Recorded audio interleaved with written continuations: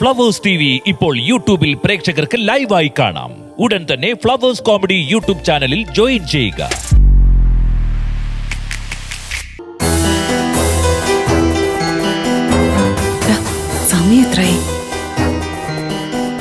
സമയം 2 മണിയാവാറായി. വെറുതെ എല്ലാം വിശക്കുന്ന. നീ ഇങ്ങനെ ഇരുന്നാ മതിയോ?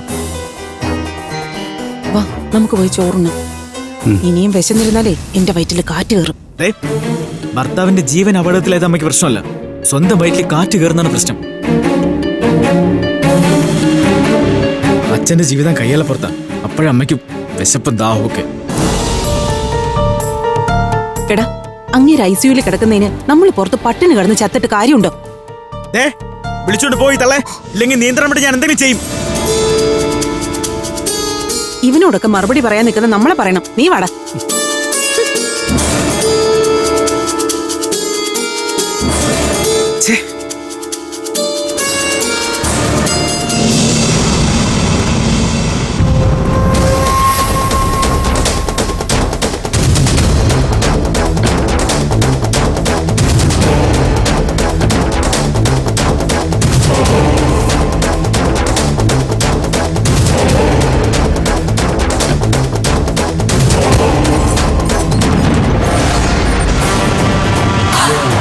ഞാനെന്താ ഇവളുമാരുടെയൊക്കെ ഡ്രൈവറോ? പോകുന്ന പോക്ക് കണ്ടില്ലേ, ഒരു താങ്ക്സ് പോലും പറയാതെ. നന്ദി കെട്ട വർഗം.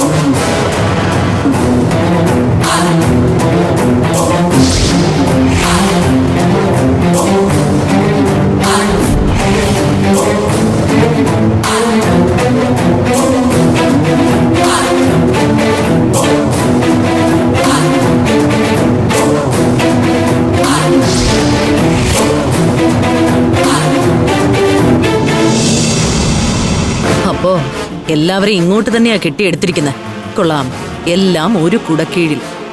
ഈ പെമ്പിള്ളരെല്ലാരും കൂടി ഇപ്പൊ ആശുപത്രിയിലേക്ക് ചാടി പുറപ്പെട്ടത് അപകടത്തിൽ കിടക്കുന്നവരുടെ സുഹൃത്തിനെ കാണാനാണോ, അതോ നെഞ്ചുവേദന വന്ന് വീണ അമ്മാവൻ സഹദേവനെ കാണാനോ? അവളുമാര് അംബികയും ആ സുമേഷിനെയും കണ്ട് സംസാരിച്ച അപകടമാ. എന്റെ കള്ളി പൊളിയും.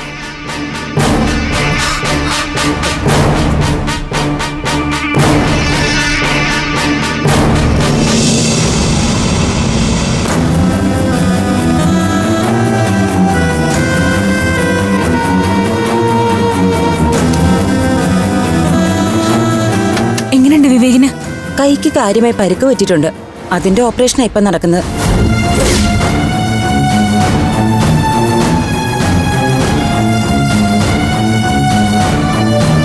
തലയ്ക്കുള്ള പരിക്ക് അത്ര സാരമുള്ളതല്ല.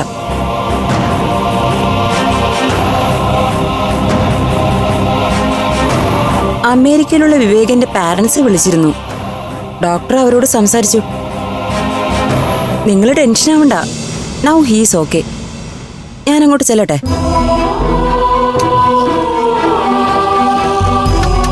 ചേച്ചി, എന്നാലും ആരായിരിക്കും വിവേകിനോട് ക്രൂരത കാണിച്ചത്? വിവേകേട്ടന് ആരെങ്കിലും ശത്രുക്കളുണ്ടായിരുന്നോ? എനിക്കറിയില്ല മോളെ.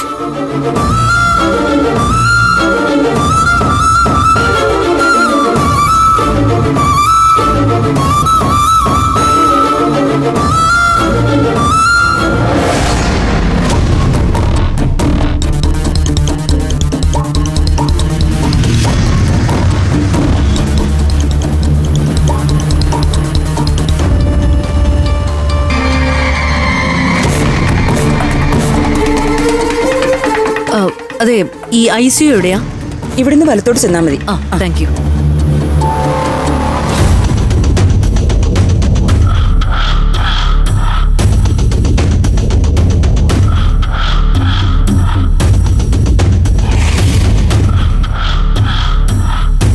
ആന്റി അമ്മ അന്വേഷിച്ചു വന്നാണോ?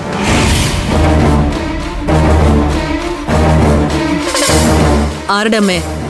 ആന്റിയുടെ കൂട്ടുകാരി എന്റെ അമ്മ അംബിക. ഞാൻ അവളെ കാണാൻ വന്നൊന്നുമല്ല, ഞാനൊരു ഡോക്ടറെ കാണാൻ വന്നതാ. നീ എന്തിനാ ചിരിക്കുന്നത്? ഞാൻ തമാശയൊന്നും പറഞ്ഞില്ലല്ലോ. അല്ല, ഒന്ന് ഇരുട്ടി വിളിക്കുമ്പോഴത്തേക്കും ഓരോരുത്തർക്ക് വരുന്ന മാറ്റങ്ങളെ.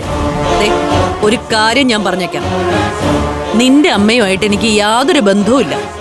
അവളെ അത്രയ്ക്ക് മനസാക്ഷി ഇല്ലാത്തവളാ. അല്ല, കമ്പനി ഇല്ലാതിരിക്കുന്നതാണ് നിങ്ങളുടെ രണ്ടുപേരുടെ ആരോഗ്യത്തിന് നല്ലത്. എന്നെ ഉപയോഗിച്ച് പഞ്ചരത്നങ്ങളെ തമ്മിലടിപ്പിക്കാനായിരുന്നു നിന്റെ അമ്മയുടെ പ്ലാൻ. അത് ഞാൻ പൊളിച്ച് കൈ കൊടുത്തു. ആ, അമ്മ ആഹാരം കഴിച്ചിട്ട് ഇപ്പൊ വരും, കണ്ടിട്ട് പോയാൽ മതി ട്ടാ. നല്ല തലവേദന, ഞാൻ ആ ഡോക്ടറെ ഒന്ന് പോയി കാണട്ടെ. അല്ല, നിന്റെ അച്ഛൻ എങ്ങനെയുണ്ട്? പ്രതീക്ഷയ്ക്ക് വകയുണ്ടോ? അതോ ദേ ആന്റി ഇപ്പൊ പോയാ ഞാൻ ഇങ്ങനെ മര്യാദക്കാരനായിരിക്കും, അല്ലെങ്കിൽ എന്റെ സ്വഭാവം മാറും. തിളയ്ക്കാതടാ ചെറുക്ക, എന്നോട് നേർക്ക് നേരെ നിൽക്കാനേ നീ ആയിട്ടില്ല.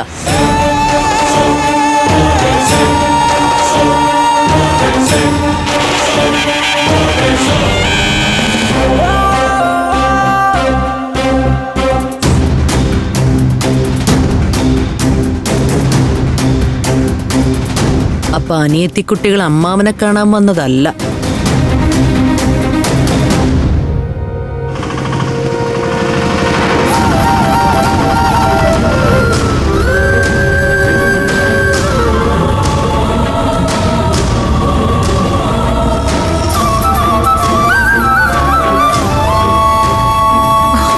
വിവേക് എന്ന് പറഞ്ഞൊരാൾ ഇവിടെ അഡ്മിറ്റ് ആയിട്ടുണ്ടോ? അവിടെ തിയേറ്ററിൽ. ആ ശരി.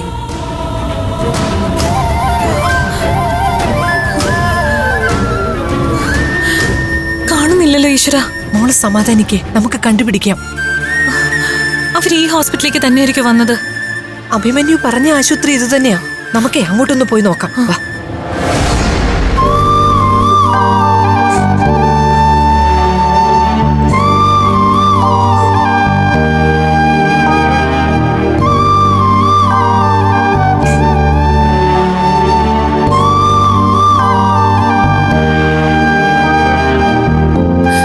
വിഷമിക്കല്ലേ അനുഖേച്ചി. വിവേകിന് എന്തെങ്കിലും പറ്റിപ്പോയാ എനിക്കിത് ആലോചിക്കാൻ പോലും. ആവശ്യമില്ലാത്തതൊന്നും ചിന്തിച്ചു കൂട്ടണ്ട. ആവശ്യത്തിലധികം സങ്കടം ദൈവം നമുക്ക് തന്നു കഴിഞ്ഞു. ഇത് കൂടുതൽ അനുഭവിക്കാൻ നമുക്കാവില്ലെന്ന് ദൈവത്തിന് അറിയാം.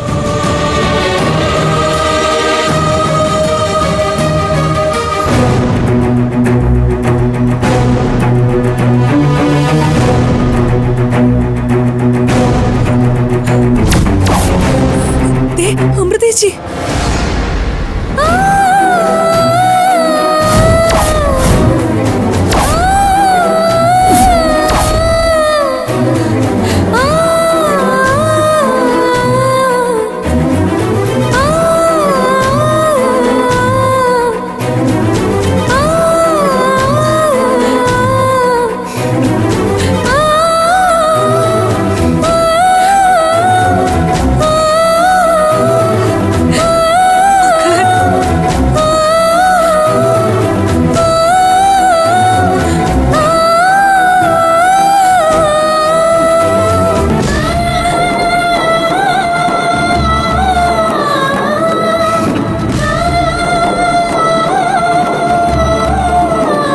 എവിടെയായിരുന്നു നിങ്ങള്? വിട്.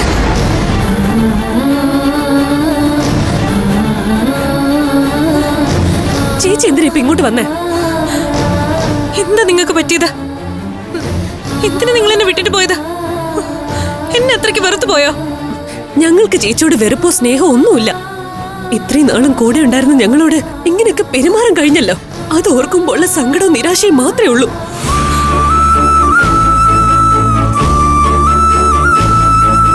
മറ്റെല്ലാവരും പറഞ്ഞിട്ടും ഇത്രയും സ്വാർത്ഥയാണ് ഞങ്ങളുടെ ചേച്ചിയെന്ന് ഞാൻ സ്വപ്നത്തിൽ പോലും വിചാരിച്ചിട്ടില്ല.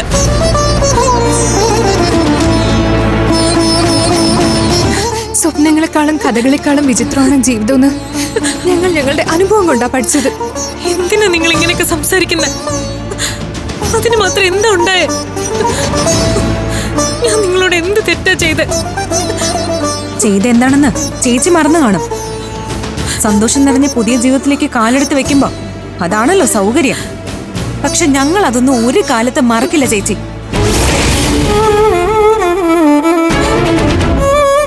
ഞങ്ങളൊന്ന് ഒഴിഞ്ഞു പോയാൽ മതിയെന്ന് ഇത്രയും നാളും വിചാരിക്കും, പെരുമാറി സംസാരിക്കുകയും ചെയ്തിട്ട് എന്തിനാ ചേച്ചി ഇങ്ങനെ വന്നു കയറി ഇപ്പൊ ഒരു നാടകം? ഞങ്ങൾ ഞങ്ങളുടെ വഴി കണ്ടെത്തി പൊക്കോളാം. ചേച്ചിയുടെ സൗഭാഗ്യങ്ങളൊന്നും കട്ടുറുമ്പാവാൻ ഞങ്ങൾ വരില്ല. ചേച്ചി പേടിക്കണ്ട. എന്ത് സൗഭാഗ്യം! എന്റെ കുട്ടികൾ എന്റെ കൂടെ ഇല്ലാതെ ഈ ചേച്ചിക്ക് എന്ത് സന്തോഷം മോളെ. നല്ല അഭിനയം. ഇത്രയും നാള് സ്നേഹം അഭിനയിച്ച് കൂടെ നിന്ന് ചതിച്ചിട്ട് ഇപ്പൊ നല്ല പിള്ള ചമഞ്ഞൊരു അഭിനയം.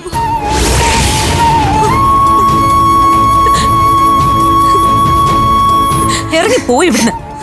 ഇനി ഇവിടെ നിന്ന് നാടകം ആടിയാ ഒരുപക്ഷെ സ്വയം അറിയാതെ ഞങ്ങൾ എന്തെങ്കിലും പ്രവർത്തിച്ചു പോവും. നിർത്തടി. ഇനി ഒരു അനാവശ്യം നിങ്ങളുടെ ചേച്ചിയെ കുറിച്ച് ആരെങ്കിലും പറഞ്ഞ എല്ലാത്തിന്റെ കർണം അടിച്ചു പോയിക്കും ഞാൻ. ഒരു പെണ്ണിനെ സംബന്ധിച്ചിടത്തോളം ഏറ്റവും വലിയ സൗഭാഗ്യം മംഗല്യയോഗോ. നിങ്ങൾക്കൊക്കെ വേണ്ടി അതുപോലും വേണ്ടെന്ന് വെച്ചിട്ടാ അവൾ ഇപ്പൊ ഇവിടെ വന്ന് നിൽക്കുന്നത്. അറിയാമോ നിങ്ങൾക്ക്?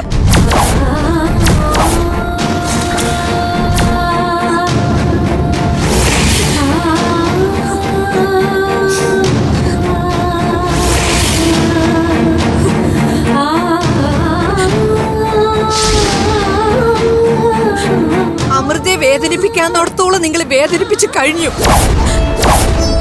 ഇനി ഒരു വാക്കുകൊണ്ട് പോലും അവളെ നിങ്ങൾ കുറ്റപ്പെടുത്തിയ ദൈവം പോലും പൊറുക്കില്ല നിങ്ങളോട്. അപ്പച്ചി എന്തായി പറയുന്നേ? നിങ്ങൾ കാരണോ ഇന്ന് ഇവളുടെ കല്യാണം മുടങ്ങിയത്.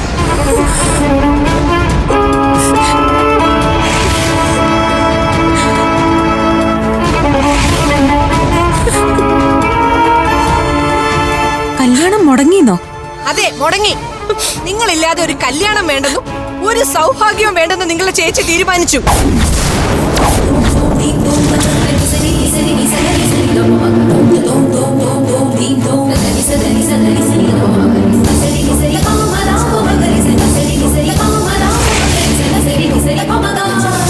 നിങ്ങൾ മണ്ഡപത്തിൽ നിന്ന് ഇറങ്ങി പോയതിനു ശേഷം അവിടെ ഒരുപാട് കാര്യങ്ങൾ സംഭവിച്ചു. അവരിവിടെ വേണം. അല്ലാത്തൊരു കല്യാണം നടക്കില്ല. ഞാൻ സമ്മതിക്കില്ല.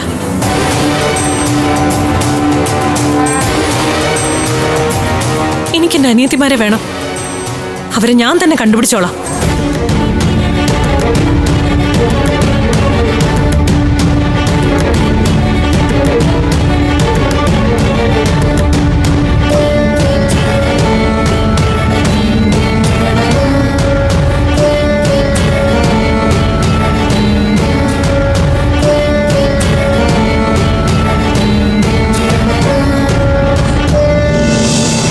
കല്യാണം നടക്കാതെ പോയതില് എനിക്ക് യാതൊരു സങ്കടവും.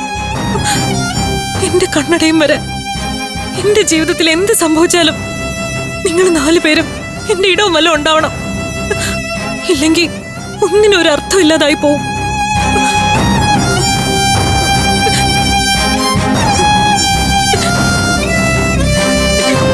നിങ്ങളില്ലെങ്കിൽ പിന്നെ ഈ ചേച്ചി ഇല്ല മക്കളെ.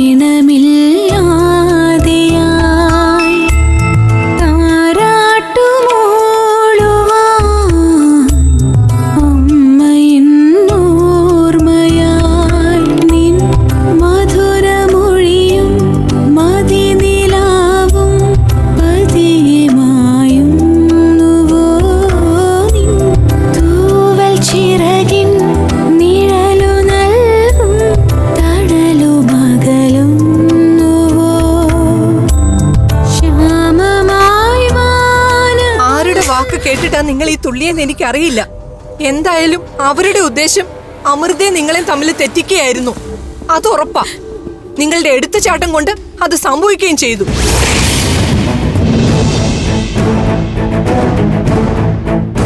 ഇന്നിപ്പോ എല്ലാം കലങ്ങി തെളിയാൻ ഇതുപോലൊരു അവസരം ദൈവം ഒരുക്കിയിട്ടുണ്ടെങ്കിൽ അതെന്റെ അമൃതമോളുടെ മനസ്സിന്റെ നന്മ കൊണ്ട് മാത്രമാ.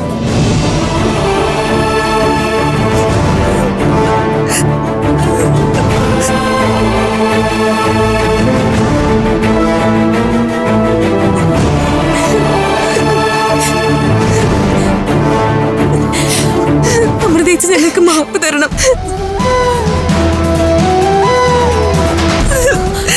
സോറി ചേച്ചി. സോറി ചേച്ചി.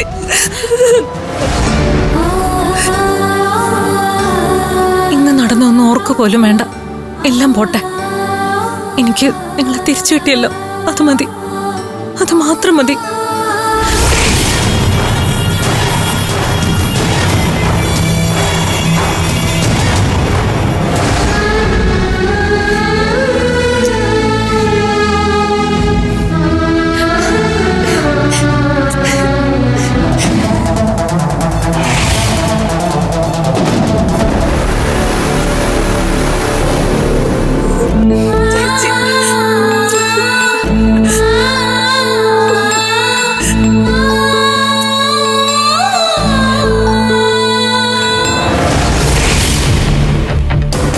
അമൃതേ,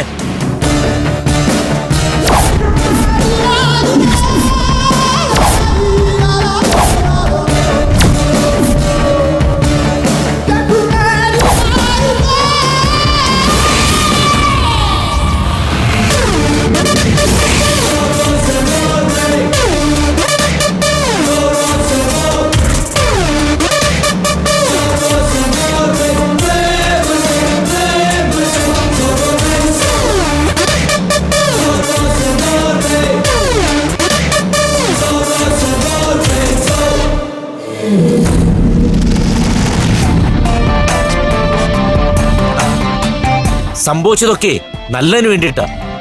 ഞാനുണ്ട് അമൃത നിനക്ക്.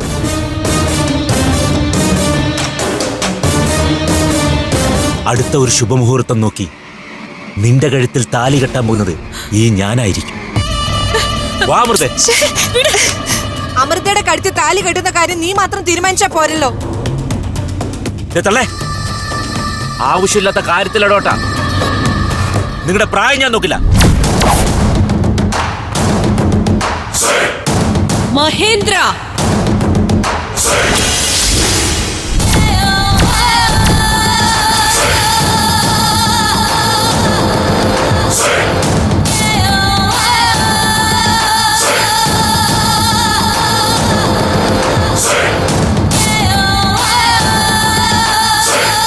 പോടാ. എടാ പോകാൻ. ഇല്ല, അമൃതയും കൊണ്ടേ ഞാൻ പോവും.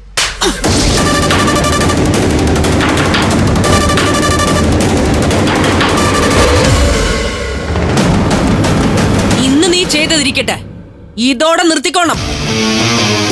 ഇനി മേലിൽ ഇവരെ നീ ഉപദ്രവിച്ചു എന്ന് ഞാൻ അറിഞ്ഞ കൊന്നുകളയും നിന്നെ ഞാൻ.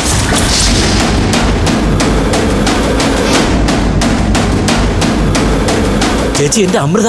മിണ്ടിപ്പോവരുത് നീ. നിനക്ക് ഞാൻ ചേച്ചിയാണെങ്കിലേ ഈ പിള്ളേരുടെ കാര്യത്തില് എനിക്കൊരു അമ്മയുടെ ഉത്തരവാദിത്വം ഉണ്ടെന്ന് കൂട്ടിക്കോ.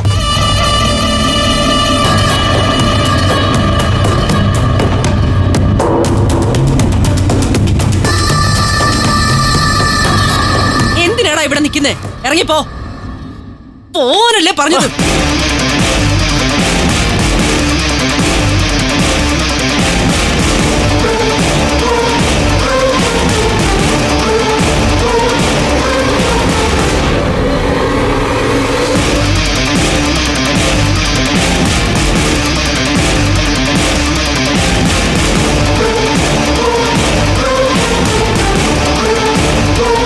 നിങ്ങളൊക്കെ എന്താ ഇപ്പൊ ചിന്തിക്കുന്നതെന്ന് എനിക്കറിയാം. ഇതുവരെ നിങ്ങൾ കരുതിയിരുന്നതല്ല, ഈ കണ്ടതൊക്കെയാ യാഥാർത്ഥ്യം.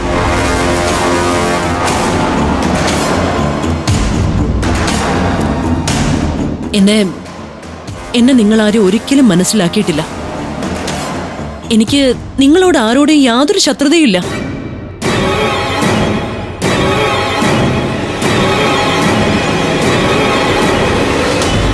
എന്റെ മക്കളായി കണ്ട് നിങ്ങളെ എന്നും ചേർത്ത് നിർത്താനേ ഞാൻ ആഗ്രഹിച്ചിട്ടുള്ളൂ. പക്ഷേ അതിനൊക്കെ തടസ്സങ്ങളുണ്ടായിരുന്നു.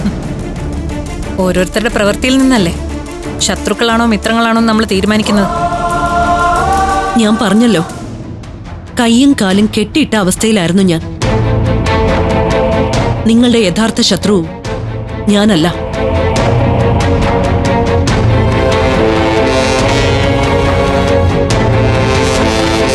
നിങ്ങളെ ശരിക്കും ദ്രോഹിക്കുന്നതും ഞാനല്ല. ഞാനൊരു ഉപകരണം മാത്രമാ.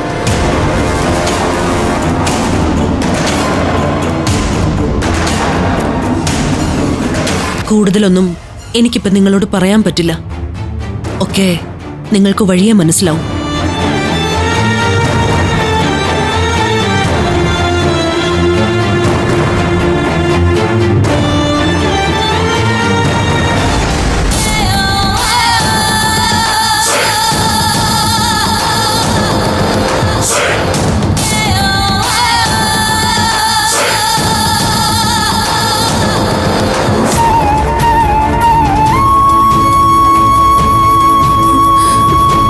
എന്തൊക്കെയാ ചേച്ചി നടക്കുന്നത്?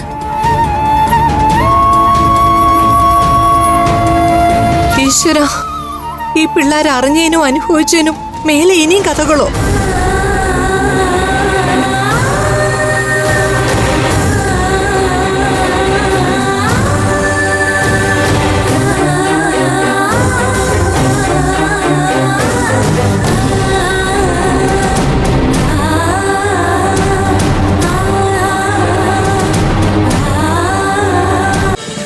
ഫ്ലവേഴ്സ് ഒരുക്കുന്ന കാഴ്ച വസന്തം യൂട്യൂബിൽ പ്രേക്ഷകർക്ക് ലൈവായി കാണാം. ഫ്ലവേഴ്സ് കോമഡിയിൽ ജോയിൻ ചെയ്യൂ, ആസ്വദിക്കൂ.